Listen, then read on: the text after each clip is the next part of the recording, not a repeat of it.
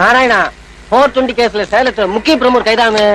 ஏன் கோயம்புத்தூர்ல முக்குனா கைது பண்ண மாட்டாங்களா? அரசியல்ல இதெல்லாம் சாதாரணமாப்பா. என்னுடைய உறவினர்கள் மற்றும் நண்பர்கள் சிலர் நான் அக்காவுடன் ஒரே வீட்டில் வாழ்ந்து வந்ததை அடிப்படையாக வைத்து எனது பெயரை தவறாக பயன்படுத்தி சில விரும்பத்தகாத செயல்களில் ஈடுபட்டனர் என்பதையும், அதனால் கட்சிக்கு பாதிப்புகள் ஏற்படுத்தப்பட்டன என்பதையும், அவர்களின் தவறான நடவடிக்கைகளால் பல குழப்பங்கள் உண்டாக்கப்பட்டன என்பதையும், கழகத்தின் நற்பெயருக்கு களங்கம் விளைவிக்கப்பட்டது என்பதையும், அக்காவுக்கே எதிரான சில சதி திட்டங்கள் தீட்டப்பட்டன என்பதையும் அறிந்தபோது நான் பெரிதும் அதிர்ச்சியுற்றேன், மிகுந்த வேதனை அடைந்தேன்.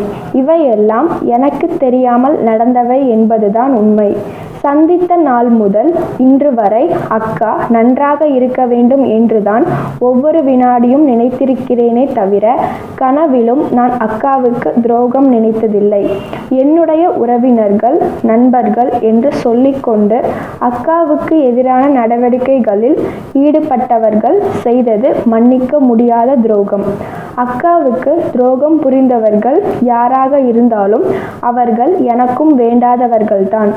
இவ்வாறு அக்காவுக்கு எதிரான நடவடிக்கைகளில் ஈடுபட்டு அவருக்கு துரோகம் புரிந்தவர்களுடனான தொடர்புகளை நான் துண்டித்து விட்டேன்.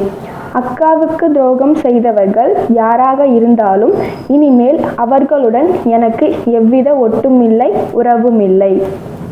என்னை பொறுத்தவரை அரசியலில் ஈடுபட வேண்டும் என்றோ, கட்சியில் பெரிய பொறுப்பு வகிக்க வேண்டும் என்றோ, சட்டமன்ற நாடாளுமன்ற உறுப்பினர் ஆக வேண்டும் என்றோ, அமைச்சர் பதவியை அடைய வேண்டும் என்றோ, ஆட்சியில் பங்கேற்க வேண்டும் என்றோ எனக்கு துளியும் ஆசையில்லை.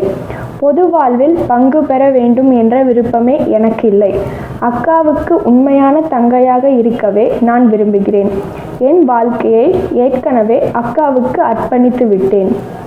இனியும் எனக்கென வாழாமல் அக்காவுக்காக என்னால் இயன்ற அளவுக்கு பணி செய்து அக்காவுக்கு உதவியாக இருக்கவே நான் விரும்புகிறேன். ஓரளவுக்கு மேல்தான் நாம் பொறுமையை கையாள முடியும். அதற்கு மேல் செய்ய வேண்டியதை செய்வோம். ஹலோ, நான் கல்பனா பேசுறேன். மொட்டமாடி கல்பனாவா? ஏமா அந்த வீடே ஒண்ணுது இல்லையாமே? மறதி ஒரு தேசிய வியாதி.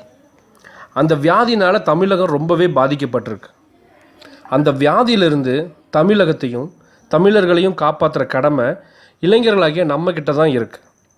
கலாச்சார உரிமையை ஒரு போராட்டத்தின் மூலமாக மீட்டெடுத்த நாம் இப்போ மறுபடியும் தமிழ்நாட்டை பதவி வெறி பிடிச்ச அரசியல் வியாதிகள்கிட்ட இருந்து சுயமாக சிந்தித்து மீட்டெடுக்கக்கூடிய முயற்சியில் இறங்கணும்.